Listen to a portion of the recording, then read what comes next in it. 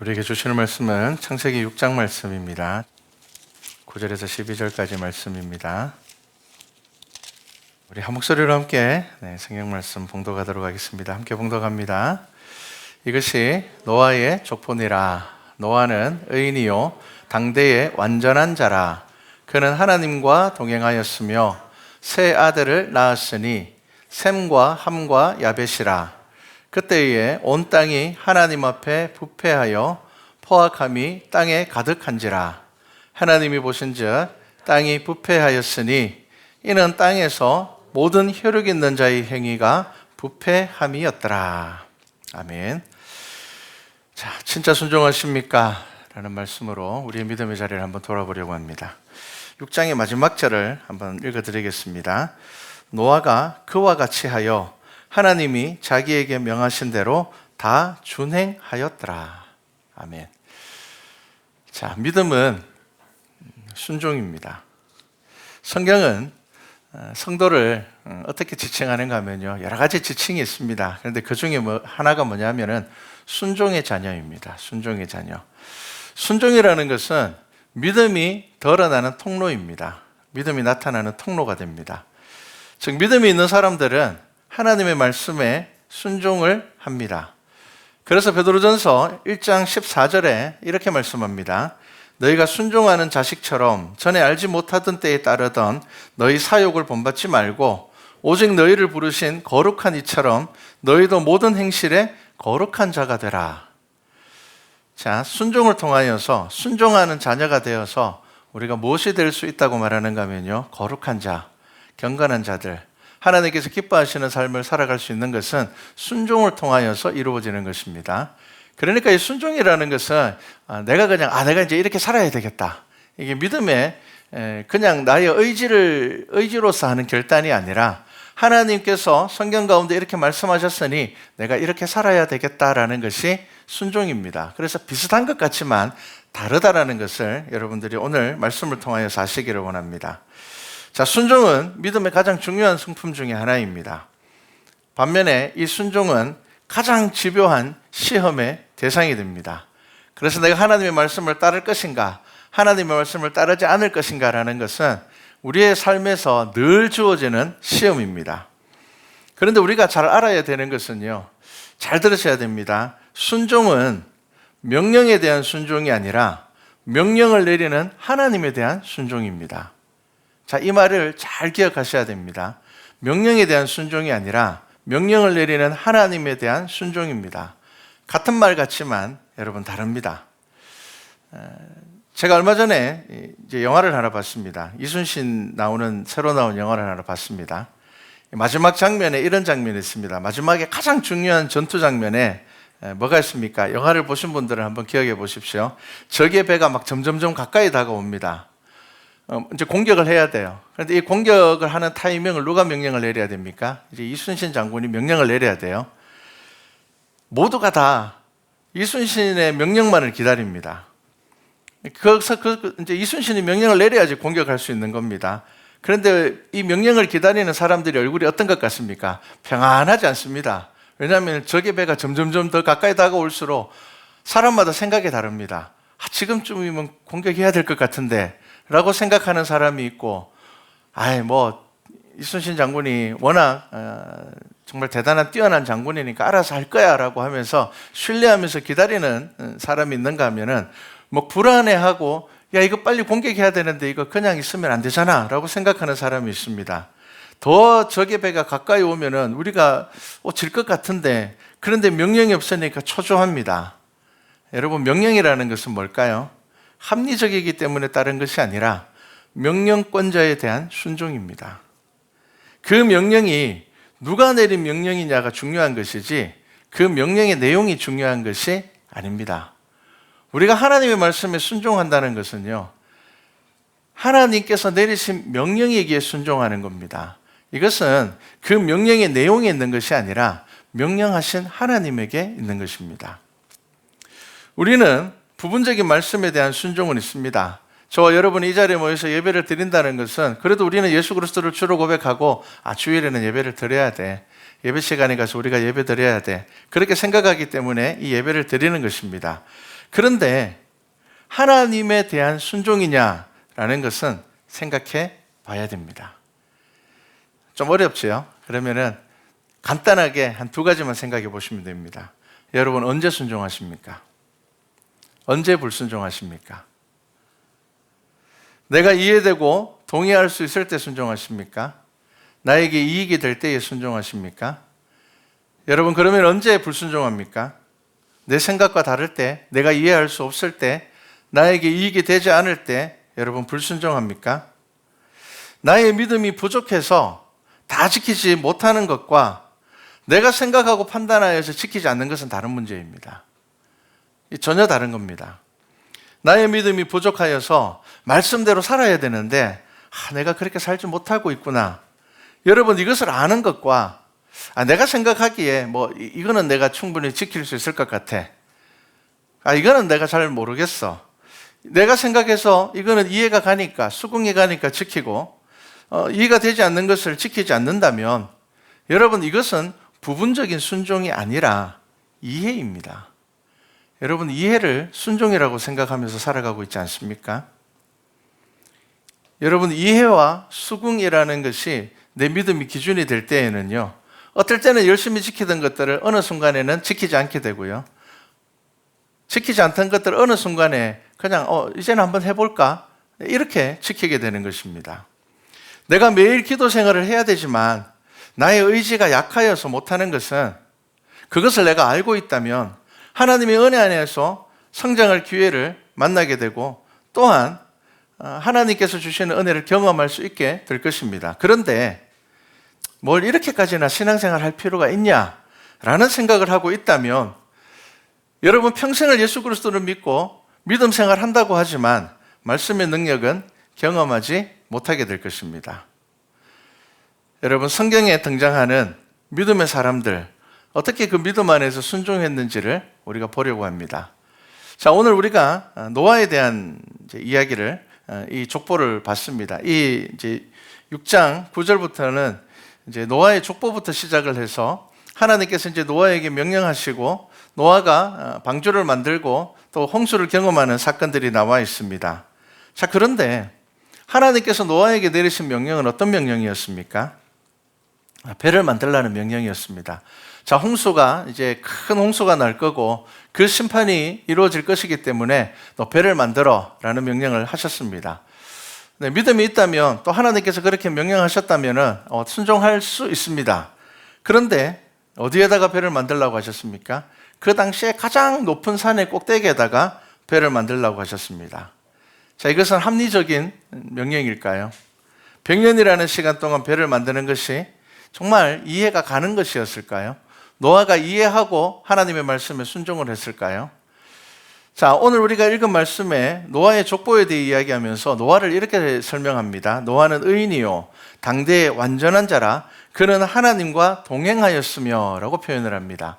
이렇게 성경에서 이야기하는 인물이 많지 않습니다. 자, 그러면 어떻게 하나님께서 노아에 대하여서 이렇게 평가할 수 있었고 노아는 도대체 어떤 믿음이었기 때문에 하나님께서 이렇게 말할 수 있었을까요? 그의 믿음은 딱 한 가지입니다. 순종하는 믿음이었는데 어떻게 순종한다고요? 내가 이해하지 못하는 부분에 대하여서도, 내가 납득하지 않는 부분에 대하여서도 이것이 하나님의 말씀이었기 때문에 순종하는 겁니다. 제가 아까 이야기를 처음에 시작하면서 말씀을 드렸습니다. 말씀에 대한 순종과 하나님에 대한 순종이 다를 때가 있다는 것은요, 내가 생각하기에 이해가 가니까, 내가 가기에 충분히 납득이 가기 때문에 나는 순종해. 여러분, 이것은 순종이 아닙니다. 이것은 그냥 이해하는 것이고 수긍하는 것이고 납득하는 것입니다. 그런데 믿음의 사람들은 어떤 순종을 했습니까? 이해할 수 없는 부분에 대하여서 분명하게 결단하고 순종하는 사람들이었습니다. 여러분, 이것이 믿음의 순종입니다. 그런데 정말 많은 사람들이 그냥 이해하는 것, 그냥 적당한 수긍에 대하여서 순종이라고 생각할 때가 참 많은 것 같습니다. 여러분, 노아가 산 꼭대기에다가 배를 100년 동안 짓는 것, 참 힘들었을 겁니다. 뭐가 가장 힘들었을까요? 그 온 가족이 메어 달려서 산 정상에서 그 큰 배를 만드는 동안에 산 아래에 있는 사람들은 멋대로 즐기고 재밌게 살았습니다. 배를 100년 동안이나 만들었습니다. 그러면 그 산 안에 있는 사람들 중에는요, 그 사이에 죽는 사람도 많았을 겁니다. 그냥 자연스럽게 늙어서 죽거나 뭐 그런 사람들 많았을 겁니다. 그냥 즐겁고 신나게만 살다가 죽는 사람들도 많았을 것입니다. 그런데 그러한 사람들의 생활과 떨어져서 노아는 산 꼭대기에서 그 큰 배를 만들고 있었습니다. 여러분, 그것이 노아의 순종이었습니다. 사람들이 조롱했습니다. 야, 배를 만들려면 강가에 만들든지 그러면 무슨 큰 이유가 있겠지라고 생각할 텐데 그것도 아니고, 아무리 비가 많이 와도 저기 있는 배는 쓸모가 없는 배일 것 같은데 아무 쓸모없는 장소에다가 배를 만드는 그 조롱을 받으면서도 그 배를 다 짓는 것, 오늘 제가 22절의 말씀을 읽어드렸던 것처럼 다 준행하는 것, 여러분, 이것이 노아의 순종이었습니다. 여러분, 이 순종에 아멘 할 수 있어야 됩니다. 여러분, 이 노아의 순종에 아멘 하실 수 있습니까? 저도 그렇게 하겠습니다라고 여러분 고백할 수 있습니까? 여러분, 이게 순종이었습니다. 그러면 아브라함의 순종은 어떻습니까? 시족 사회에서 그 울타리는 생명의 울타리입니다. 본토 아비 집을 떠난다는 것은 이해할 수 없는 문제입니다. 쉽게 이해할 수 없습니다. 당시의 시대 분위기는, 이후에 우리가 성경을 읽어보면은 이제 아브라함의 조카인 롯이 소돔에 들어가서 살 때 그 소돔성의 분위기를 보면은 그 당시 도시 분위기를 알 수가 있습니다. 자, 하나님께서 소돔성을 심판하시기로 작정하고 천사를 그곳에 보냈습니다. 그리고 롯은 그 천사를 맞이했습니다. 자, 그런데 그 천사가 롯의 집에 들어갔을 때에 그 소돔성에 있는 사람들이 롯의 집에 몰려가가지고 어떻게 합니까? 그 천사들을 내어놓으라고 합니다. 뭐라고요? 우리가 그를 상관하겠다. 이거는 성적인 문란함을 즐기겠다는 겁니다. 이미 그 시대에 그 성적인 문란함이 소돔성을 가득 채우고 있었습니다. 자, 그때 롯이 그 사람들로부터 천사를 지키려고 할 때에 소돔 사람들이 뭐라고 이야기를 합니까? 창세기 19장 9절 말씀을 보면 그 당시에 사람들이 어떤 사람인지가 나옵니다. 이렇게 이야기를 합니다. 너는 물러가라. 또 이르되 이 자가 들어와서 거류하면서 우리의 법관이 되려 하는도다. 이제 우리가 그들보다 너를 더 헤아리라 하고 롯을 밀치며 가까이 가서 그 문을 부수려고 하는지라. 자기 가족조차 지킬 수 없는 것이 본토 아비 집을 떠나는 것이었습니다. 그게 그 시대의 본토 아비 집을 떠난다는 의미입니다. 그런 시대에 하나님의 명령 하나 의지하여서 목적지도 없이 대책 없이 길을 떠나는 것, 이것이 순종이었습니다. 여러분, 이해가 되십니까? 여러분, 이거 수긍할 수 있습니까? 그런데 여러분, 이것이 순종입니다. 왜 그렇습니까?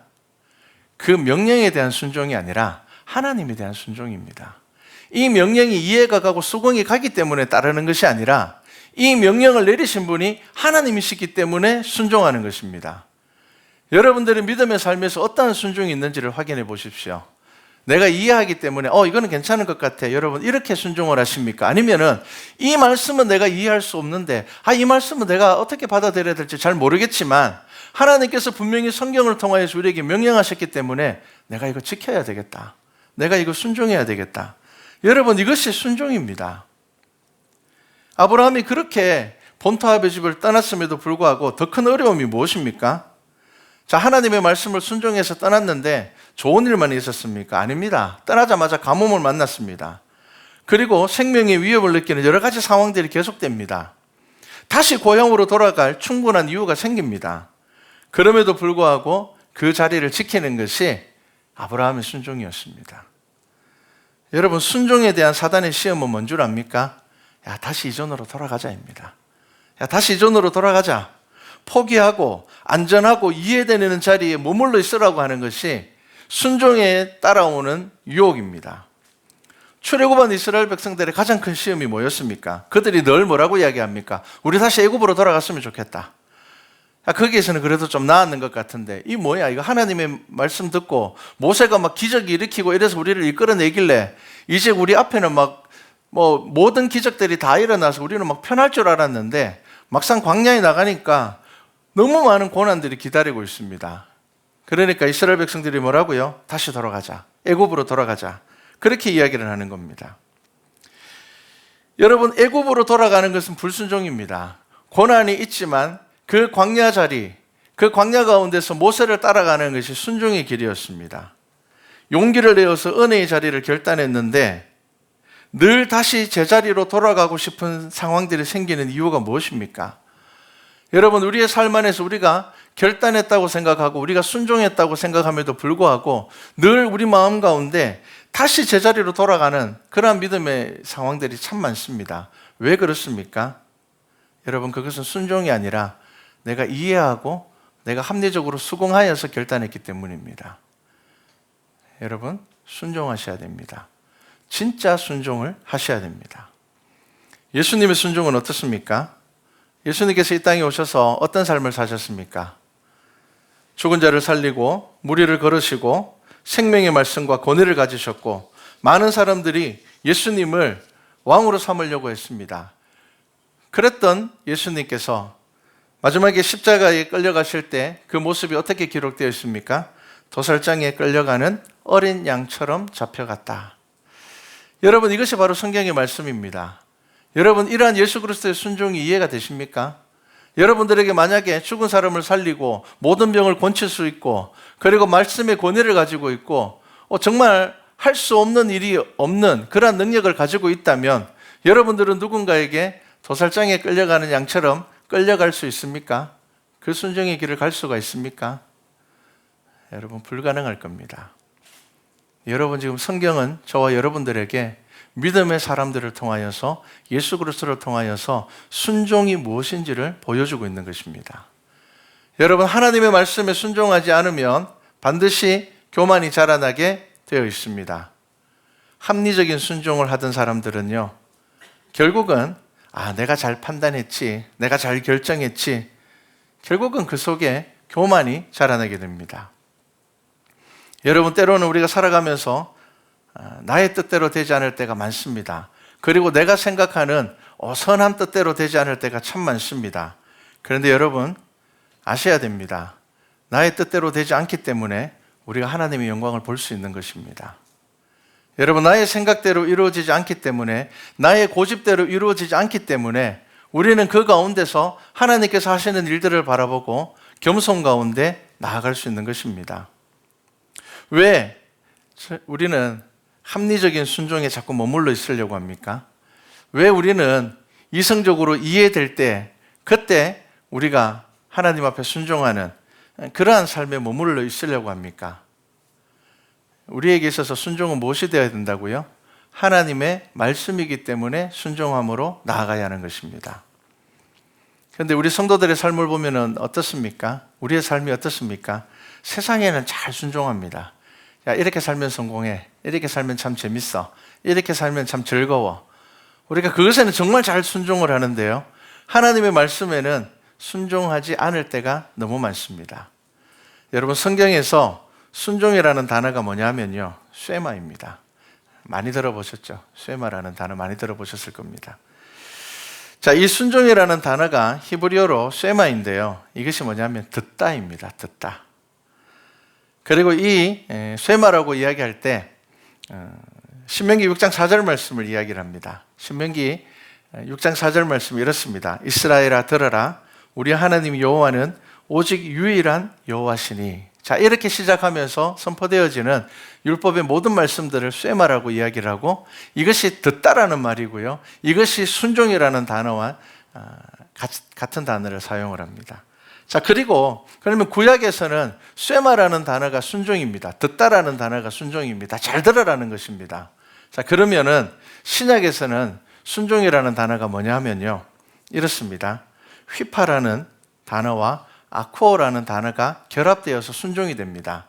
자, 그러면은 이 휘파라는 단어가 뭐냐 하면요, 아래라는 뜻입니다. 아래. 그 다음에 아쿠어라는 단어는 듣다입니다. 자, 순종이 뭐라고요? 아래에서 듣는 겁니다. 아래에서 듣는 겁니다. 동등한 입장에서 듣는 것 아닙니다. 자, 옛날 사극을 보면 옛날에 이제 왕의 교지가 내려지면 어떻게 합니까? 다 서가지고 교지를 받습니까? 다 꿇어앉죠. 자, 왕의 교지를 가지고 있는 사람, 그 교지를 가지고 있는 사람이 왕이 아니라 하더라도 이 교지 자체가 왕의 말이기 때문에 왕의 교지를 딱 꺼내는 순간 사람들은 딱 꿇어앉습니다.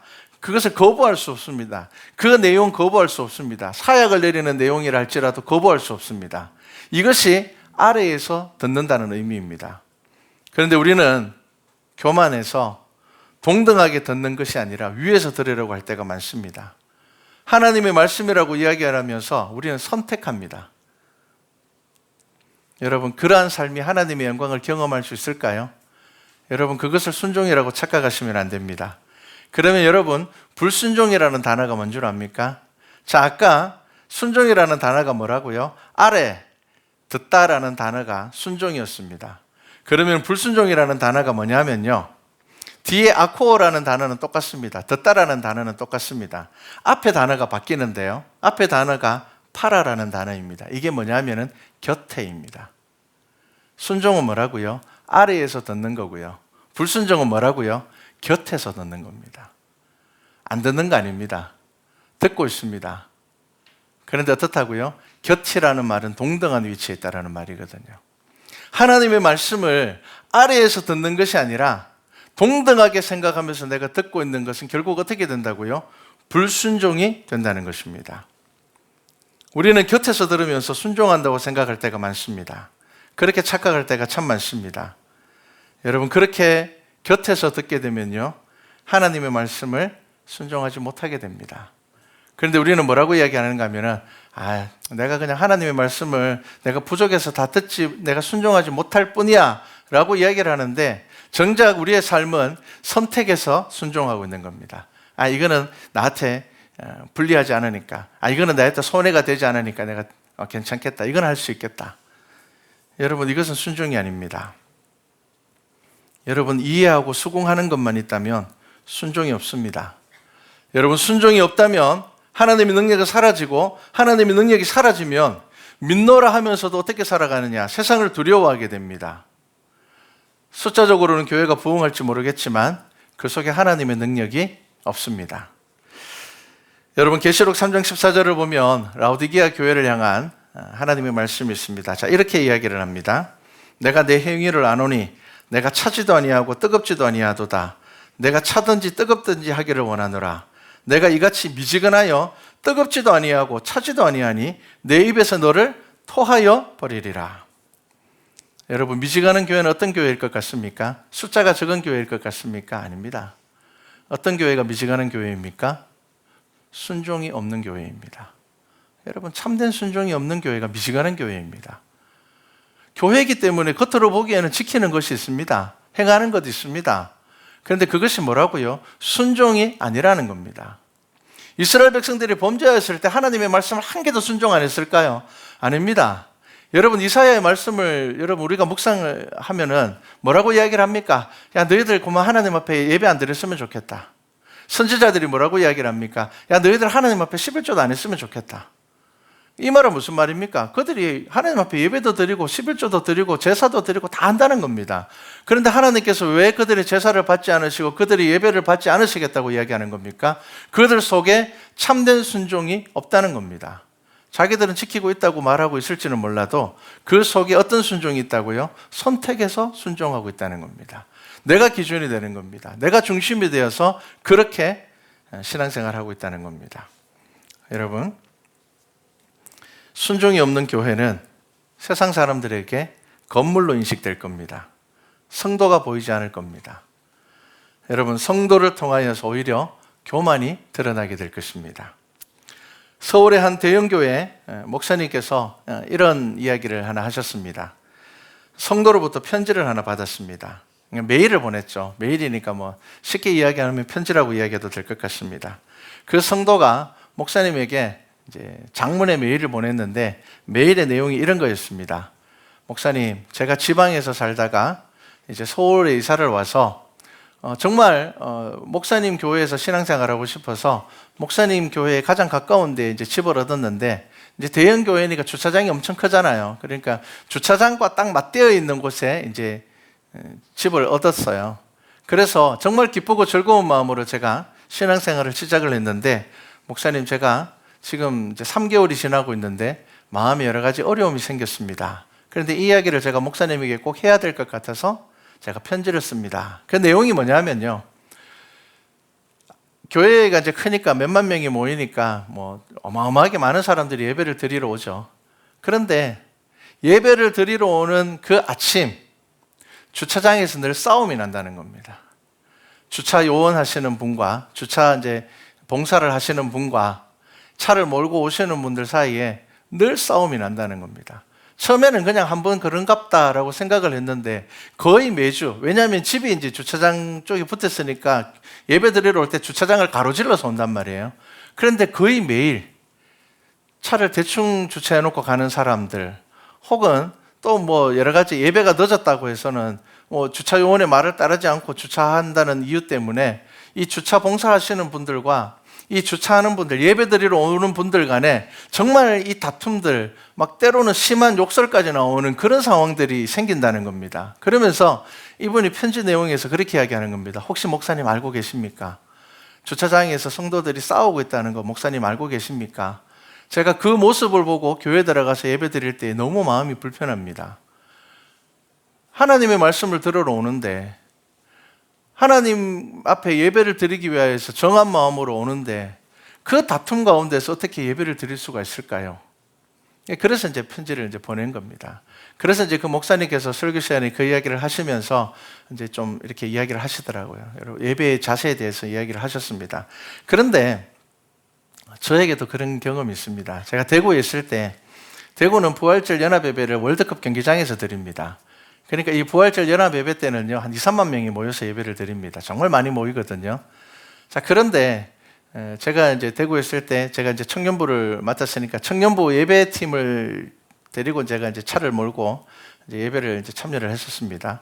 교회는 이제 대형 버스로 움직이고 이제 부서들은 각자 부서에서 이제 이렇게 차량을 운행을 했는데, 막 은혜롭게 예배 드리고 막 부활의 소망 이야기하고 뭐 우리는 교회는 다르지만 예수 그리스도의 십자가에 뭐 보혈로 우리는 한 가족이다 막 은혜롭게 막 그렇게 3시간 가까이 예배를 드리고 나오면서 이 3만 명이나 되는 사람들이 갑자기 주차장을 빠져나가다 보니까 아무래도 복잡하죠. 복잡하고 또 이 주차장 구조상 뒤에 주차한 사람들은 나가고 싶어도 앞에서 계속 끼어들기 때문에 못 나가거든요. 싸움이 벌어진 거예요. 그런데 작은 싸움이 아니었어요. 저도 살면서 야, 교회 다니는 사람들이 정말 찰지게 욕을 잘하는구나 깨달았습니다. 여러분, 차량 운행하는 사람들이 보통 어떤 사람들이겠습니까? 그래도 교회에서는 안수 집사님들이나 또 저처럼 교역자가 차량을 운행할 수도 있고요. 장로님들이 운행할 수도 있습니다.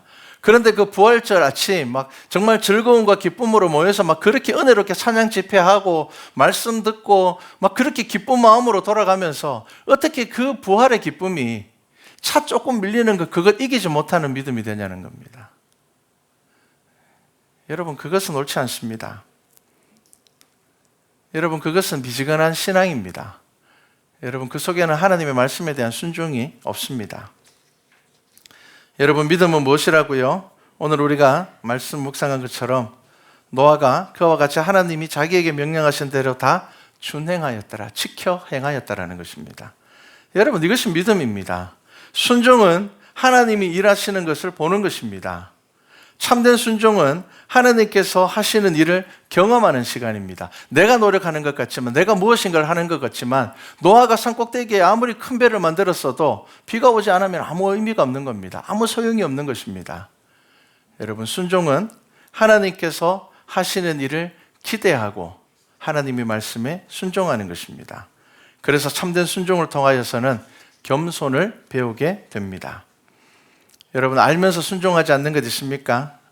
여러분, 한번 생각해 보십시오. 내가 당연히 알고 있는데 예수 믿는 사람이라면 이렇게 해야 돼. 예수 그리스도를 믿는 믿음 안에서 우리 이렇게 살아야 돼. 당연히 알고 있음에도 불구하고 여러분들 순종하지 않는 것이 있다면 여러분, 그것부터 결단하여 순종하시기 바랍니다. 여러분, 다시 돌이켜서 불순종의 자리로 가지 말기를 바랍니다. 여러분, 순종의 자리와 불순종의 자리가 어디라고요? 아래에 있다가 올라가는 겁니다. 하나님의 말씀 아래에서 듣다가 하나님의 말씀 옆으로 가는 것이 불순종입니다. 여러분, 힘들지만 어렵지만 그것이 핑계가 되는 것이 아니라 하나님의 은혜를 받는 기회가 되시기 바랍니다. 여러분, 순종을 통하여서 하나님의 능력을 경험하는 여러분 은혜의 삶을 살아가시기 바랍니다. 우리 말씀과 찬양교회 모든 성도들의 삶에 내가 이해하고 내가 수긍하는 것이 아니라 이것이 하나님의 말씀이기 때문에 순종하여서 그 순종을 통하여서 하나님께서 내 삶 가운데 이루어 가시는 그 은혜를 경험하시기를 바랍니다. 여러분, 이것이 바로 믿음의 삶이고 이것이 바로 성도의 삶입니다. 참된 믿음으로 하나님께 나아가는 우리 교회와 성도 되기를 주님의 이름으로 축복합니다.